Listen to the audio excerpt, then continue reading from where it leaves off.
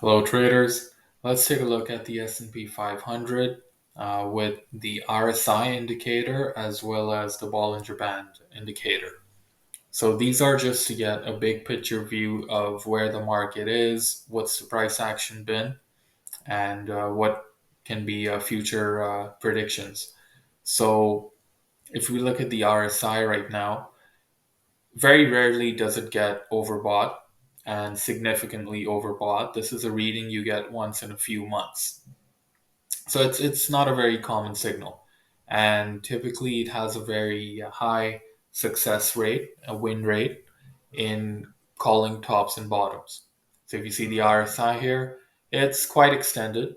And a few times in the past, I'm just going to go through a few times in the past where it got overbought and what followed. So there's one there, got a little mini correction. Here's another one here. I got pretty overbought, and then all you got from there was a time wise correction. You can see the market basically went nowhere from mid December till mid Jan. So for a month, the market basically went nowhere. That was a time wise correction. If we go back some more, you can see here, um, basically just consolidated ever so slightly, bled higher, and then we got a significant correction of roughly, 5%. Here's another one, got overbought, got a little mini correction. And then we go all the way back to mid 2022, it got overbought, and that was the exact top which ended the bear market rally. And then the bear market continued from there. So you can see, right? These signals are not common. You got one in mid 2022, and then the next one was in mid 23, a year later, right? And then a couple of months or a month later, another signal. So, and then 6 months later, we get this signal. After that, the last signal was in Jan. Here we are 5 months later getting another signal. So the point is that you wouldn't get this more than 2-3 times a year at most. But when you do, the win rate is the accuracy is pretty good. So we can go back some more. Um, Here's back in 2021. It got pretty overbought. The market basically went sideways, did absolutely nothing for a couple weeks, and then we got about a 4 or 5% correction, right, from this overbought signal. This was the release of Omicron news, and I think things are looking very similar to this setup as opposed to other setups. You can go back some more. You can see here's an overbought signal, got a significant correction. Here's another one here. The market just basically consolidated or went ever so slightly higher. I mean, this is just 0.5%. Right? What is this move? This is, okay, 1%. And then we had a significant correction. So I think the general idea is the way things are right now at present, you can see it's pretty overbought from historical basis. Right? This is in the 70-ish for the RSI, and it's pretty overbought. Things are pretty heated. So in addition to many other factors, but just RSI alone, combined with the Bollinger Bands. So typically so you can take a look here. I'm combining it with the Bollinger Bands. Typically, when the price gets outside the bands, it also corresponds to the RSI being overbought or oversold.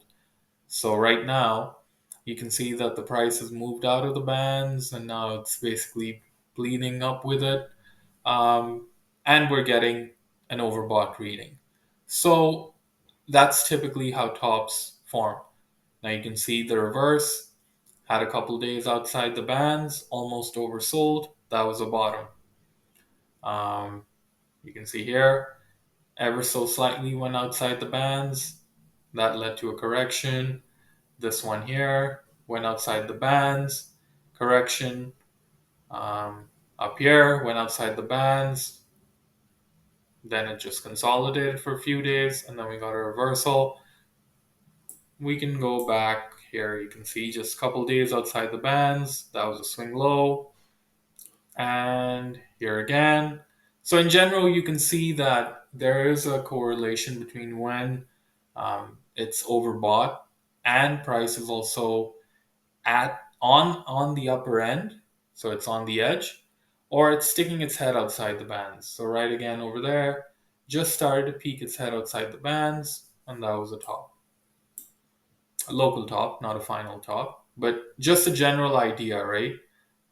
Here's another one, got outside the bands, market went absolutely nowhere for a couple months, right? So I'm talking about this. After it went outside the bands, it basically went nowhere. And the reverse, when things got when the corrections took place. Here's another one. So in general, you can take a look, right, and it just gives you a feel for where price is and what are the odds of a further bullish move. Quite unlikely. And statistically, it would be a 95% chance because these are um, two standard deviation bands. So what that means is that 95% of the time, essentially, price would stay within these two bands, the upper and the lower band. That's what the meaning is of two standard deviations, that the data falls within those two extremes 95% of the time. So again, as soon as you can see it peeking its head outside the bands, you know that price is either going to consolidate or make a reversal. So let's see how this plays out. I think we're going to get a sharp correction in the opposite direction.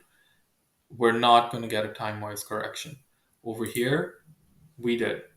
After things got very overbought, it started to move outside the bands. Price basically went nowhere. That was a time-wise correction, and the rally continued. This time, I don't think that's going to happen. I think we're going to get a sharp reversal of maybe 7% or so, like down here to this roughly 5,000. It's going to test 5,000, so about 7% correction or so, and that'll be pretty snappy.